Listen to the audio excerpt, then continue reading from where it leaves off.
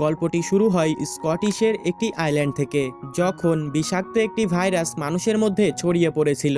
এরপরেই আমরা বেশ কিছু বাচ্চাদেরকে দেখতে পাই, যারা সবাই একসঙ্গে বসে কার্টুন দেখছিল। ওই মুহূর্তে বাইরে প্রচুর চেঁচামেচির আওয়াজ শোনা যায়। তখনই একটা মহিলা এসে বাচ্চাদেরকে বলে, তোমরা কিন্তু একদম বাইরে বেরোবে না, আর দরজাটাকেও ভেতর থেকে লক করে দাও। তবে এই সব বাচ্চাদের মধ্যে একটা জিমি নামের ছেলে বুঝতে পারে যে বাইরে কিছু একটা হচ্ছে, যার জন্য আমাদেরকে বাইরে বেরোতে দেওয়া হচ্ছে না। কিন্তু জিমি যখন দরজায় কান পাততে যায়, তখনই দরজা ভেঙে জম্বিরা ভেতরে চলে আসে আর প্রত্যেকটা বাচ্চাদের উপর আক্রমণ করে। কিন্তু জিমি কিছু বুঝতে না পেরে ওখান থেকে দৌড়ে চলে যায় চার্চে, তার বাবাকে গিয়ে সবকিছু বলবে। আসলে তার বাবা হলো এই চার্চের একজন ফাদার। তার বাবা আগে থেকেই সবটা জানতো, কিন্তু তার মনে কোনো ভয় নেই, কারণ সে বিশ্বাস করে যা কিছু হয় ভালোর জন্যই হয়। এরপর সে তার চার্চের নেকলেসটা জিমিকে দিয়ে বলে, তুমি এখান থেকে পালিয়ে যাও। ঠিক তখনই দেখা যায় জম্বিগুলো চার্চের মধ্যেও প্রবেশ করে আর জিমির বাবাকে কামড়ে ওই ভাইরাসে ইনফেক্টেড করে দেয়। ওই ঘটনার পরে 28 বছর পার হয়ে যায়। এখন এই সম্পূর্ণ জায়গা, মানে এই পুরো আইল্যান্ডকে এখন ঘিরে ফেলা হয়েছে। এখন ওই জায়গাটাকে সবাই জানে কোয়ারেন্টাইন জোন হিসেবে। এরপরে আমরা সমুদ্রের মাঝখানে আরেকটা আইল্যান্ডকে দেখতে পাই, যেটাকে হোলি আইল্যান্ড বলা হয়। এখানে এখন সমস্ত জীবিত মানুষেরা আশ্রয় নিয়েছে। এই পুরো আইল্যান্ডকে এখন ভালো করে প্রোটেক্ট করে রাখা হয়েছে, যাতে করে বাইরে থেকে কেউ প্রবেশ করতে না পারে। মানুষেরা এখন এখানে ছোট্ট একটা কমিউনিটির মতন থাকে আর প্রত্যেকেই একে অপরের খেয়াল রাখে, কিন্তু তাদের রিসোর্স একেবারেই লিমিটেড। এই জন্য প্রয়োজনের বাইরে তারা কিছুই খরচ করে না। এরপরে আমরা জিমিক নামের আরেকজন লোককে দেখতে পাই, যার একটা 12 বছরের ছেলেও আছে, নাম স্পাই। অনেকদিন পরে আজকে তারা ব্রেকফাস্টে মাংস খাচ্ছে, কারণ তাদের এখানে মাংস পাওয়া যায় না। মাংস আনতে গেলে মেনল্যান্ডে যেতে হয়। আজকে স্পাইকের জন্য খুবই একটা খুশির দিন, কারণ জীবনে প্রথম আজকে সে তার বাবার সঙ্গে মেনল্যান্ডে যাবে। আসলে এই আইল্যান্ডের বাইরে মানুষরা যে কিভাবে জম্বিদের সঙ্গে লড়াই করে বেঁচে আছে, এইটা দেখানোর জন্যই সে তার ছেলেকে বাইরে নিয়ে যাবে। কিন্তু জিমির স্ত্রী আয়লা তার ছেলেকে একদমই বাইরে যেতে দেবে না। এরপরেই আমরা জানতে পারি আয়লা অসুস্থ, তার কিছুই মনে থাকে না, আর কথায় কথায় সে অনেক রেগে যায়। সারাদিন সে ঘুমিয়েই থাকে, কিন্তু তার আসলে কি রোগ হয়েছে এইটা এখনো জানা যায়নি। আর এতক্ষণে দেখা যায় আয়লা ভুলেও গিয়েছে যে তার ছেলে আজকে মেনল্যান্ডে যাবে। এরপর স্পাইক স্কুলে যাওয়ার কথা বলে তার বাবার সঙ্গে বেরিয়ে পড়ে। এদিকে দেখা যায় স্পাইক তো বেশ খুশি, আর আইল্যান্ডের প্রত্যেকটা মানুষই তাদেরকে উইশ করছে, কারণ আজকে তারা মেনল্যান্ডে যাচ্ছে। এরপর যখন তারা মেন গেটে গিয়ে পৌঁছায়, তখন গার্ড তাদেরকে রুলস বলে দেয় যে সন্ধ্যের মধ্যে তাদের আবারও ব্যাক করতে হবে, কারণ তারা যদি সময় মতো না আসে বা ওখানে গিয়ে যদি হারিয়ে যায়, তাহলে তাদেরকে খুঁজতে এখান থেকে কেউ মেনল্যান্ডে যাবে না। এই আইল্যান্ড থেকে বাইরে বেরোনোর জন্য সেখানে ছোট্ট একটা ব্রিজ রয়েছে, কিন্তু এটা শুধুমাত্র ভাটার সময় দেখা যায়। কিন্তু যখনই জোয়ার আসার সময় হয়ে যায়, তখন এই দ্বীপটা সম্পূর্ণরূপে মেন আইল্যান্ড থেকে বিচ্ছিন্ন হয়ে যায়। তাই অবশ্যই তাদেরকে সময়ের খেয়াল রাখতে হবে। এরপর হাঁটতে হাঁটতে জিমি আর স্পাই অবশেষে সেই মেন আইল্যান্ডে গিয়ে পৌঁছায়, আর দেখতে পাই এই আইল্যান্ডের প্রচুর গাছ কেটে ফেলা হয়েছে। আসলে তারা এই আইল্যান্ড থেকেই গাছ নিয়ে তাদের ওই আইল্যান্ডে ঘর বাড়ি তৈরি করেছে। স্পাইক তো আসলে ছোটবেলা থেকে শুধু সমুদ্রই দেখে এসেছে, তাই এত বড় জায়গা দেখে সে তার বাবাকে জিজ্ঞেস করে যে আমি যদি এখান থেকে সোজা হাঁটি তাহলে কি সমুদ্র দেখতে পাবো? যেহেতু এত বড় জায়গা, তাহলে কোনো না কোনো গ্রাম তো অবশ্যই আছে। সে বলে ওখানে তো মানুষও থাকতে পারে। এমন ধরনের নানান প্রশ্ন সে তার বাবাকে করছিল। আসলে জিমি তার ছেলেকে এখানে এনেছে পরীক্ষা নেওয়ার জন্য, যে সে প্রস্তুত কিনা সার্ভাইভ করার জন্য। তারা এখন যেই জঙ্গলে আছে, এখানে এক অদ্ভুত টাইপের জম্বি আছে। জম্বিগুলো খুবই ধীরে ধীরে চলাফেরা করে আর দেখতেও বেশ মোটা। তারা মূলত মাটির পোকামাকড় খেয়েই বেঁচে আছে। স্পাইকের কাজ হলো ওই ধরনের একটা জম্বিকে দেখে হত্যা করা, কিন্তু স্পাইকের কাছে যেই তীরটা আছে ওইটা অতটাও বেশি ধারালো না, যেটা তার বুকে গিয়ে আঘাত করতে পারে। এই জন্য জিমি তাকে বলে যে তুমি প্রথমে ওর কাঁধে আঘাত করো। স্পাই ওটাই করে এবং জম্বিটাকে মারতে সে সফল হয়। কিন্তু আরেকটা ওরকম জম্বি তাদের পেছনে ছিল, আর ওই জম্বিটা ধীরে ধীরে তাদের দিকে এগিয়ে আসে, কিন্তু তারা এত স্লোলি আসে যে তাদের আওয়াজ কেউ কখনোই টের পেত না। কিন্তু শেষ মুহূর্তে জিমি এটা টের পেয়ে যায় এবং জম্বিটাকে হত্যা করে ফেলে। এবং অন্যান্য জম্বিরা টের পেয়ে এখানে চলে আসার আগে তারা এই স্থান থেকে পালিয়ে যায়। যেহেতু এখানে এখন কোনো মানুষ নেই, তাই প্রাকৃতিক সৌন্দর্যে এই আইল্যান্ডটা ভরে উঠেছে। বনের পশু পাখিরা মনের মতন করে বাঁচতে পারছে।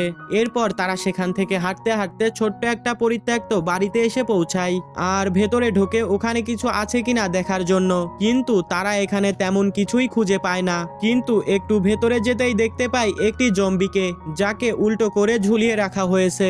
এই জম্বিটা কিন্তু এখনো জীবিত আছে আর তার গায়ে কেউ কিছু একটা লিখে রেখেছে। জিমি তখন স্পাইককে বোঝানোর চেষ্টা করছে, দেখেছো এখানে কি পরিমাণে বিপদ রয়েছে, এই জন্যই আমরা এখানে না থেকে ওই আইল্যান্ডে থাকি। তখন দেখা যায় ওই জম্বিটা সেখানে অনেক বেশি ছটফট করছিল, তাই জিমি স্পাইককে অর্ডার দেয় যে ওকে মেরে ফেলো। কিন্তু স্পাইক প্রথমে জম্বিকে মারতে চাচ্ছিল না, কারণ এরকম একটা মানুষকে সে কিভাবে মারবে। তখন জিমি বলে ও একটা জম্বি, নাই আছে ওর ভেতরে ভালো মন্দর কোনো জ্ঞান, নাই আছে কোনো বুদ্ধি। এই কথা বলার সময় জম্বিটা তাদের উপরে আক্রমণ করতে আসে আর তখনই স্পাইক তাকে তীর মেরে ফেলে। এদিকে ওই আইল্যান্ডের সমস্ত বাচ্চাদেরকে আর্চারি ট্রেনিং দেওয়া হচ্ছে। এদিকে জিমি আর স্পাইক জঙ্গলের মধ্যে হাঁটতে হাঁটতে একটা বড় সাইজের হরিণ দেখতে পায়, যার শরীরটা পুরোপুরি খাওয়া, এমনকি পোকা ধরে গিয়েছে, কিন্তু তার মাথাটা ওখানে ছিল না, ছিল একটা গাছে বাঁধানো। তখন জিমি স্পাইকে বলে যে আলফা এই কাজটা করেছে। আসলে এই মুভির গল্পে জম্বিদেরকে নতুন একটা নাম দেওয়া হয়েছে, মানে বিভিন্ন জাতের বিভিন্ন নাম দেওয়া হয়েছে। এই আলফা জম্বিকে অন্যান্য সমস্ত জম্বিরা ভয় পায়, সে হলো তাদের লিডার। জিমি যখন বুঝতে পারে এখানে আলফাদের উপস্থিতি রয়েছে, তখন সে অ্যালার্ট হয়ে যায় আর তার ছেলেকেও বলে চোখ কান খোলা রেখে সামনের দিকে এগোতে। কিন্তু কিছুটা দূর এগোতেই তারা একটা আলফার মুখোমুখি হয়ে পড়ে আর দূর থেকেও আরো অনেকগুলো জম্বিরা তাদেরকে দেখতে পেয়ে যায় আর ওই জম্বিরাও আলফার আদেশেই অপেক্ষা করছিল।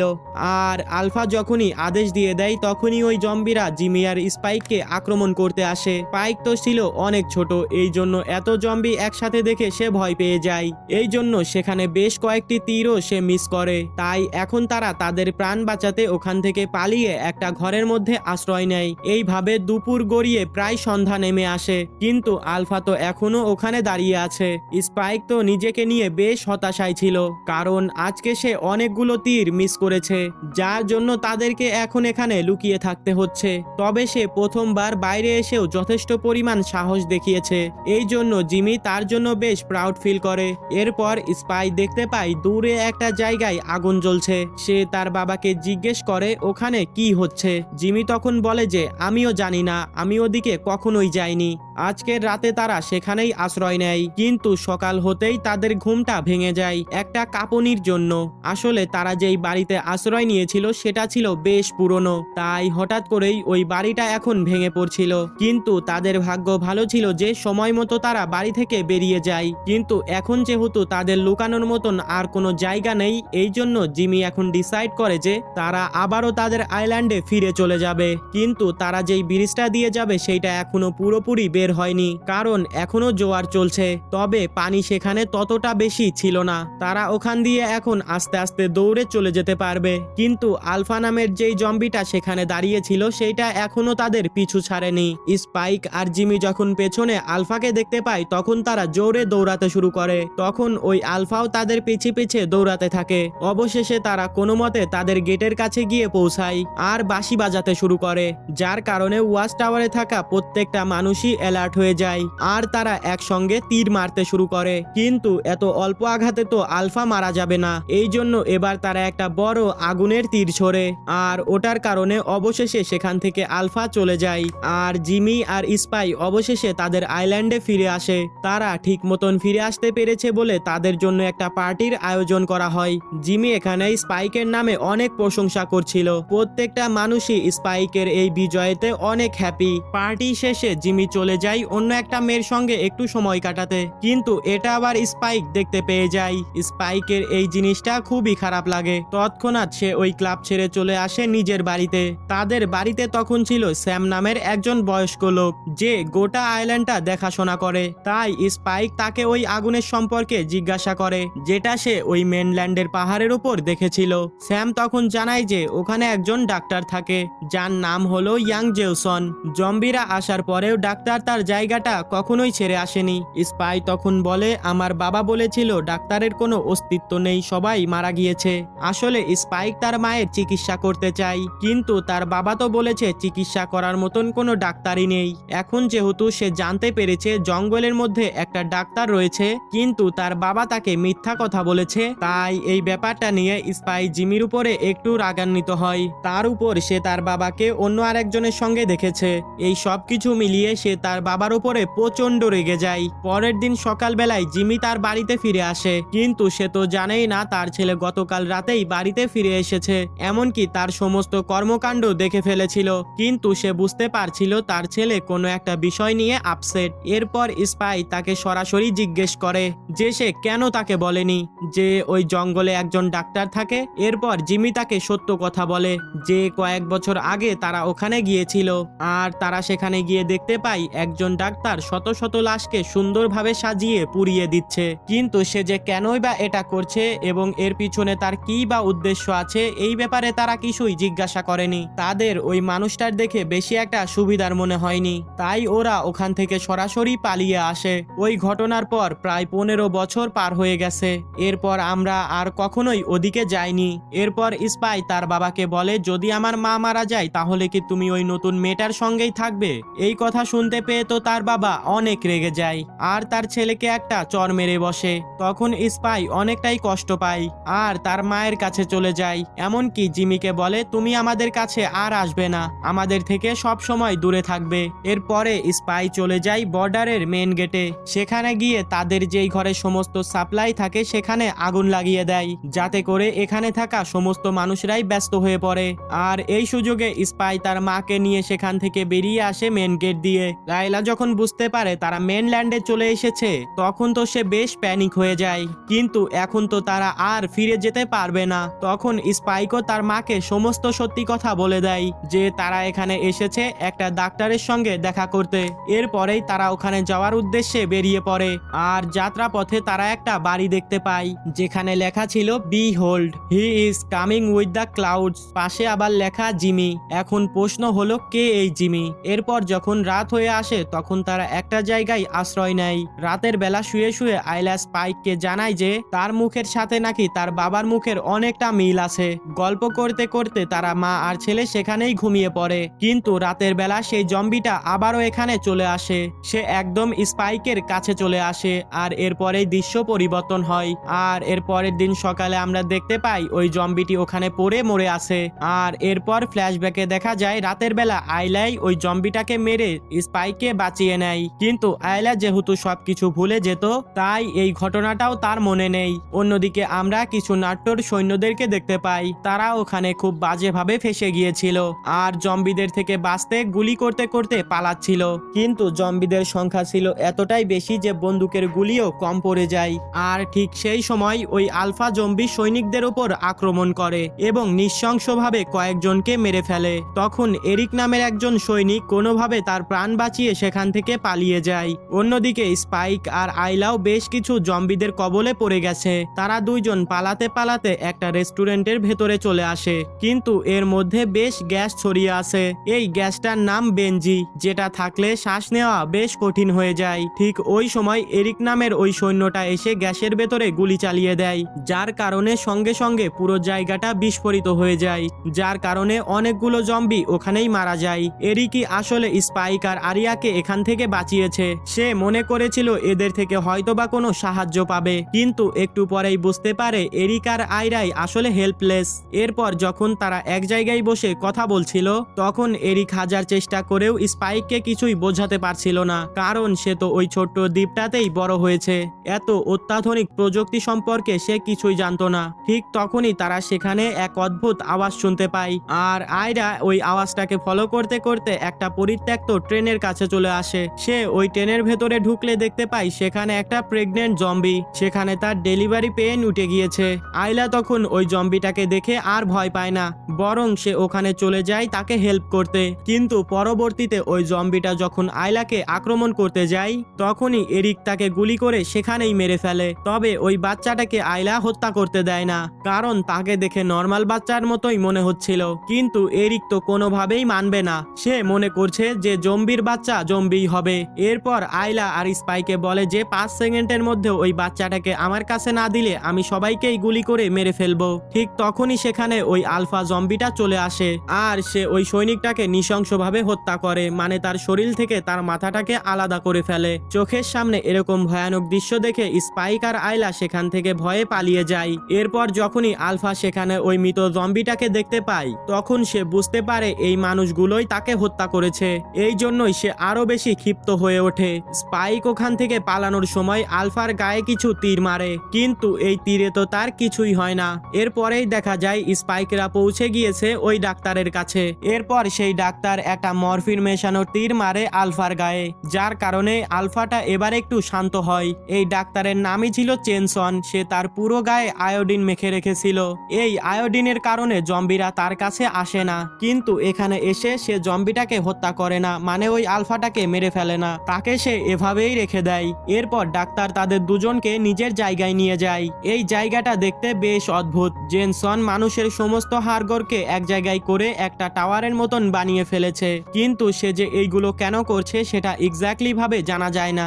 এরপর সে এরিকের মাথাটাকে ধুয়ে একদম পরিষ্কার করে স্বচ্ছ একটা খুলি বের করে নিয়ে আসে। তারপর স্পাইককে বলে যে এটা জায়গা মতন রেখে দিতে, আর তারপর সেই স্পাইকের এখানে আসার কারণটা জিজ্ঞেস করে। আয়লাকে যখন সে ভালোভাবে পর্যবেক্ষণ করে তখন সে বুঝতে পারে হয়তো তার ক্যান্সার হয়েছে। আয়লা এখন হয়তো তার ক্যান্সারের একদম লাস্ট স্টেজে আছে, মানে তার সম্পূর্ণ শরীরে ছড়িয়ে গিয়েছে।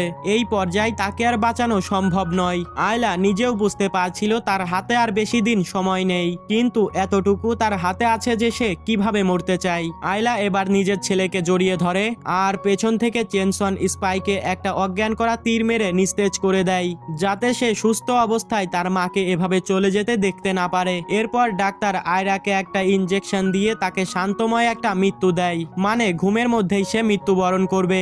ডাক্তার এবার আয়রার সঙ্গেও ঠিক একই কাজ করে, মানে তার শরীর থেকে সমস্ত হাড়গোড় আলাদা করে ফেলে, আর তারপর খুলিটা স্পাইকের হাতে দিয়ে বলে যে তোমার মায়ের জন্য একটা জায়গা বের করে ওখানেই রেখে দাও। এরপর স্পাই ওই টাওয়ারের একদম উপরে তার মায়ের খুলিটা রেখে দেয়, কিন্তু তাদের বিপদ এখনো যায়নি। ওই আলফা জম্বিটা ডাক্তারের ওই জায়গায় এসে আবারও অ্যাটাক করে। এইবার তো এসে সরাসরি সে ডক্টর চেনসনের উপর অ্যাটাক করে, তবে স্পাই বুদ্ধি করে সেই অজ্ঞান করা ইনজেকশনটা আলফার হাতে পুশ করে দেয়। আলফা সঙ্গে সঙ্গে সেখানে নিস্তেজ হয়ে পড়ে। এরপর চেনসন স্পাইকে বলে যে তুমি এই জম্বির বাচ্চাটাকে নিয়ে তোমার বাড়িতে চলে যাও। স্পাইক ওখান থেকে বেরিয়ে আসে ঠিকই, কিন্তু বাড়িতে আর যায় না। সে মেন গেট পর্যন্ত গিয়ে সেই বাচ্চাটা এবং একটা চিঠি লিখে আবারও চলে আসে। স্পাইক ওই চিঠিতে লিখেছে তুমি আমার খোঁজ করবে না, সময় আসলে আমি আবার ঠিকই ফিরে আসব, কারণ সে মেইনল্যান্ডের সম্পূর্ণ দেশটা এখন ঘুরে দেখতে চায়। সে এতটা দূরে যেতে চায় যেখান থেকে সমুদ্র আর দেখা যাবে না। জিমি তো এই চিঠিটা পেয়ে খুবই চিন্তিত হয়ে যায়। তার ছোট্ট ছেলেটা এত বড় একটা পদক্ষেপ নিয়ে ফেলেছে।